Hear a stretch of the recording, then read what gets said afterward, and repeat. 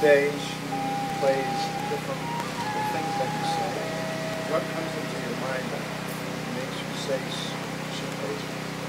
How does it come about? It needs some background. It is a fact that we have the most evolved neurological system compared to a worm, insect, bird, animal, anybody. But we also have a psychological process. Whatever your psychological process, your thought and emotion, is only happening because of a certain amount of information that you gathered, isn't it? Oh, you think she's a wonderful person, so certain kind of thought. Oh, you think she's not nice, another kind of thought. Oh, you think this is somebody else. With all this information, whatever you have gathered, whether it's right or wrong, it doesn't matter. The type of information you gathered determines the type of thought and type of emotion that you have, isn't it? This is one thing, if you teach human beings to understand your psychological process is entirely your drama. It's got nothing to do with reality, is it so? Your psychological drama has nothing to do with the reality here. 100 people can be sitting here and everybody in their own psychological space, and they're in 100 different worlds, they're not in this world. So, I have an empty head, nothing. So I'm in this world. So because I'm only in this world, I'm paying attention to everything. I have nothing going in my head. If I sit in one place, once in a way, when I take a break, 4 or 5 days, if I close myself up, I don't have a single thought in my mind. I don't read, I don't watch television, I don't write, I don't do anything, I don't even look out of the window. Not a single thought on my mind. Because psychological process is just a small drama which has gotten magnified simply because you've gotten so identified with it. It's like this. People always come up to me and say, Sadhguru, I want to meditate, but thoughts are coming. I ask them, see, I will teach you another kind of meditation where your kidney function will stop, your liver function will stop, your heart function will stop. Are you interested? No. Then what, you want your brain function to stop? Why? See, when you sit and meditate, your kidney is functioning, liver is functioning, heart is functioning, you have no issue. Only if your brain functions, you have a problem. Yes? Why is that? Because you are not so identified with your kidney function, but you're super identified with your thought process and emotion. Because you're so identified with it, you think it's you. Because of that, now it has obliterated your experience of life. Tell me in 24 hours' time, how many moments are there beyond thought you looked at something? For most people, there isn't a single moment. Some people have few moments. I have just a few moments of thought. Rest of the time, I'm just like the sky. Simply there, just life. If you're just… are you life? My life? Tell me properly, are you really life? Yes, your life, isn't it? Because I'm life, I have a body, I have a thought, I have an emotion, I have a home, I have this and so many things. All accessories. But you're experiencing the accessories. But is there experience of life on a daily basis? You're misunderstanding your psychological drama as life, isn't it? Your psychological drama is your drama, maybe badly directed, but see, when it's badly directed, people suffer it. When it's well directed, they enjoy it, isn't it? Hello? Yes. So your psychological drama is yours, you can play it, nothing wrong with it. It's like we start playing a game, we are on a tennis court. But somewhere, you hit the ball, you enjoy it, you hit the ball, you enjoy it. After some time, you keep the racket down and go, isn't it? Right now with this game, you're not able to stop. Just imagine, suppose you started playing tennis and you can't stop 24 hours. How you would suffer tennis? That's all that's happening right now. Your psychological process has become unstoppable. It's simply on and on and on. So the simplest solution for this is, don't try to stop it because you're not trying to stop kidneys and livers and heart and whatever else that's happening, you're all fine with that. Only with brain function you have a problem because of the identification you have. You have misunderstood your thought to be you, isn't it? Yes. Whatever your thought is, you think it's you. But your thought is coming from a certain information that you gathered from outside, isn't it? If I wipe out all the memory in you, will you have a thought? No. It is only coming from the type of information you gathered. What type of information you gathered is not all by choice. If you walk in the street, everything that you see, hear, smell, taste and touch gets recorded in your mind, you can't help it. What goes into you as information is not all in your hands, isn't it so? 90% is not in your hands.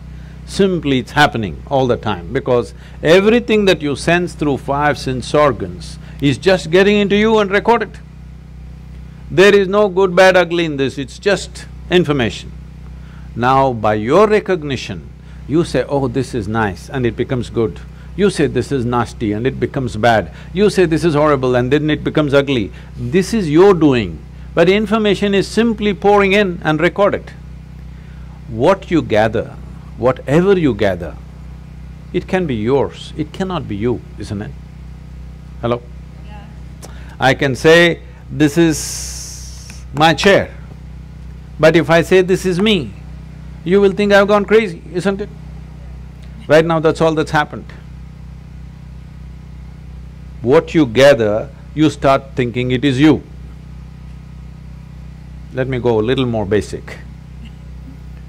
The body, this body, were you born like this?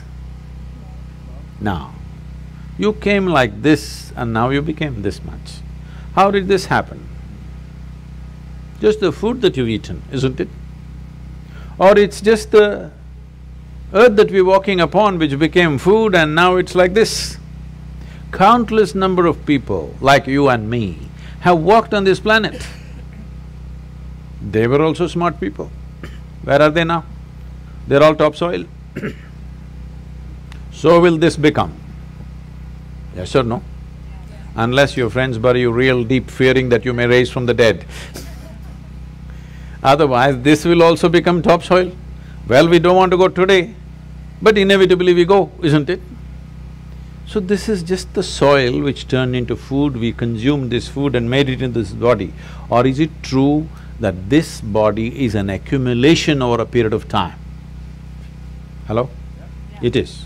What you accumulate can be yours. Can it ever be you? No. Whatever you accumulate, at the most you can claim it is mine. I will not dispute that right now, a day will come. But you cannot say it's me, isn't it? Whatever you accumulate can never ever be you. If this becomes a living experience for you, that what you have accumulated in the form of food and in the form of information, you clearly know this is not me, then you will become like me. Simply looking at life as it is, without being influenced by anything, without being identified with anything. Simply life. Is that true? Fundamentally, you're just a life. Then you gathered a certain body, so we called you a man.